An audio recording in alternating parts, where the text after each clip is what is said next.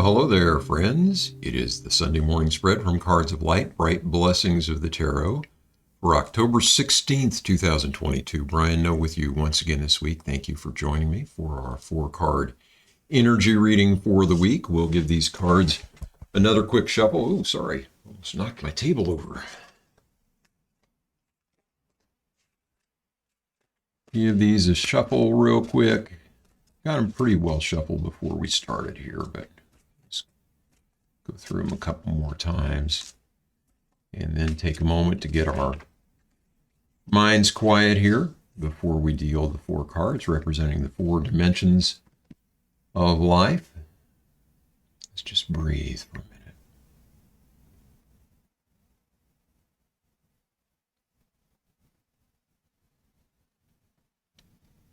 All right. Using once again the Thoth deck this week. May pull out the rider before too long here, but all right. Spiritual dimension, we have the Wheel, Fortune. Social emotional, the Star, 2 majors right off the bat. Mental dimension, the Aeon. Wow. Lots of powerful energy here this week. And the Ace of Swords here in the physical dimension. All right, let's straighten these up and take a moment to take a look at the big picture here.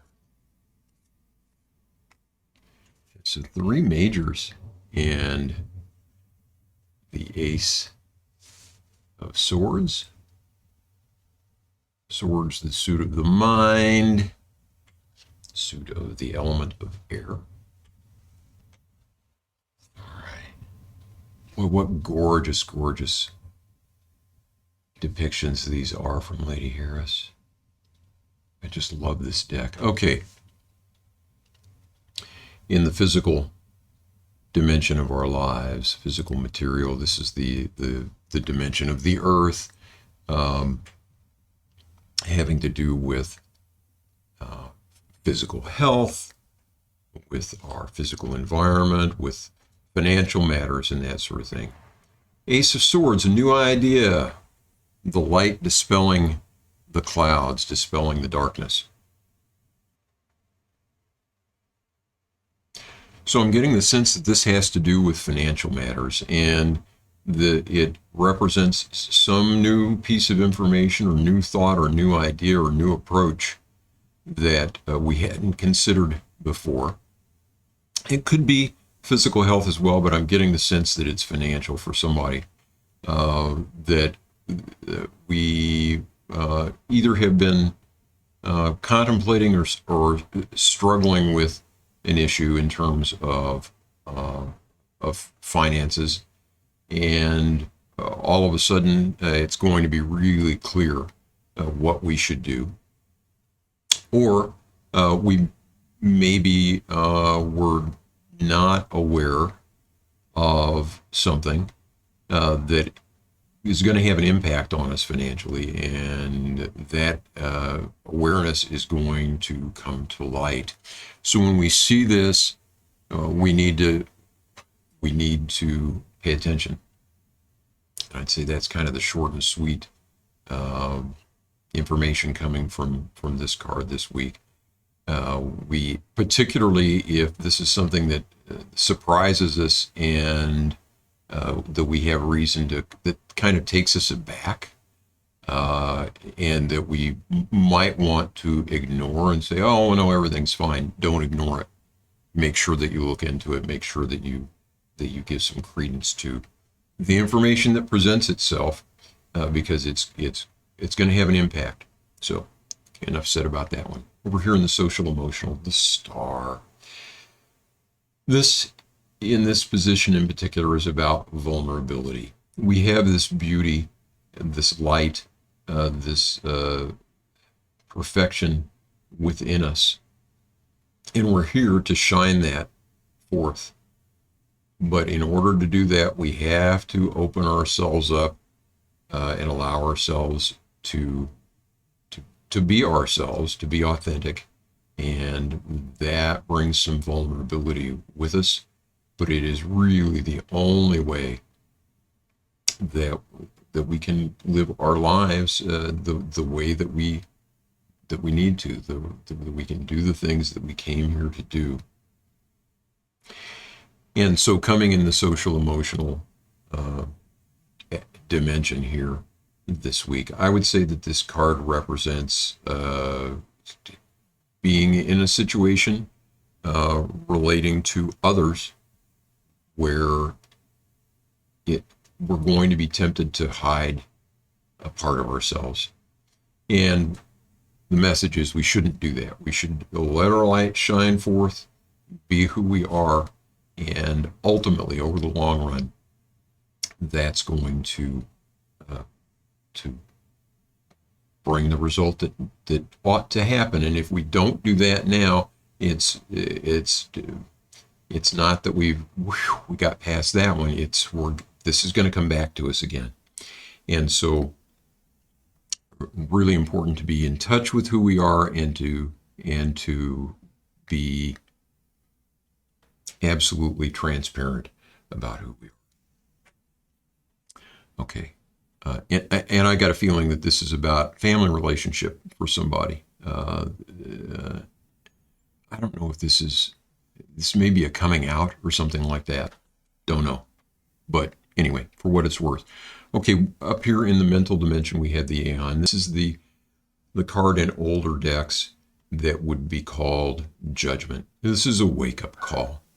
It is the moment where everything, all of the debts are paid, all of the books are squared up, and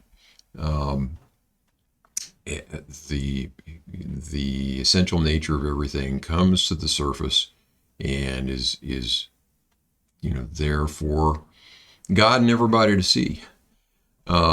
So in the mental dimension, this is a call for us to, again, be true to ourselves, to be real about things, and to get the sense again that this is something that has been kind of tamped down, and we're trying to avoid reckoning with it, and we can't continue to do that. We need to be honest with ourselves, not only true to our hearts, but honest with ourselves on an intellectual level.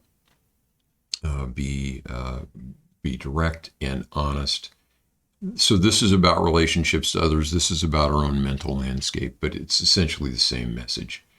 Don't delay things. Let's go to the truth here. Let's face the truth. And it's interesting because that was sort of a theme with this card over here in this dimension this week as well. Okay, in the spiritual dimension, we have Fortune. Things are always changing around us, and that can be dizzying and scary unless we focus our attention on that center that never moves, that is perfect and unchanging and eternal. And if we draw close to that, the closer we draw to that, we're not spinning as much. So around here, we don't have as far to go. Out here, we're really flying around. So we need to get near the center. This is what our spiritual practices do for us. It may seem silly to read wisdom literature that is hundreds and thousands of years old in some cases. What relevance does that have to our lives now? When we take a little time every day to read the great scriptures of the world, to draw from that wisdom and to make it our own, to ask ourselves the question, okay, what does this mean to me in my life today? Then it helps us draw closer to that center. We spend time out in nature, getting close to uh, our true natures as well as to the nature of life and the material conditions of our planet, we get closer to that center. We spend time in meditation, we get closer to that center. We do gratitude journals, we get closer to that center. All of these practices, devotional chanting, any other sorts of practices that we do that are maybe not in the short term what we would consider practical. So it's not the same thing as making breakfast. It's not the same thing as going to work. Things that we do in order to nurture the spiritual dimension of our lives, draw us nearer to that center. And we need that strength. And especially this week and the week to come, let's not neglect that, because it looks like there may be some stuff spinning around here that's going to try to draw our attention away. And we need to not let it. I think that's about it. That's the way I would see these. I would love to hear what you think, whether you are a tarot reader or not, whether you're new to this or you're an old hand at it, or if there's just something here that's jumping out as relevant to your life or resonating with you, or if you got questions or anything like that, I'd love to hear that too. You can always leave comments here with the video or pop on out to the weblog at brightblessingstarot.com and leave comments on the blog post for this, or you can find my contact information to email me as well.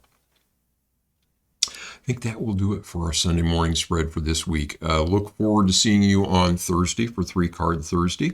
And in the meantime, as always, I wish you peace. Take care.